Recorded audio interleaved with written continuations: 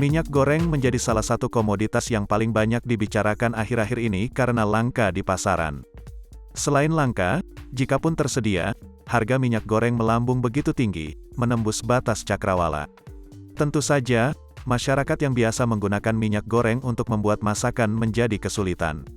Namun, ada satu ide kocak dari seorang seniman asal Magelang, Jawa Tengah, Khoirul Anam. Dia membuat bakwan rebus. Betul, Anda tidak salah baca. Khoirul Anam membuat bakwan dan telur dadar rebus, alih-alih digoreng. Ia mengunggah aktivitasnya membuat bakwan rebus Jumat, tanggal 18 Maret tahun 2022, di Facebook Khoirul Anam. Tiap hari menggoreng, padahal bisa direbus. Saya mencoba telur dadar rebus dan bakwan rebus, tulisnya dalam kolom keterangan. Anam pun membagikan kesan awalnya mencoba bakwan dan telur dadar rebus. Rasanya enggak enak seperti menunggu dia tanpa kepastian. Efek minyak langka, katanya.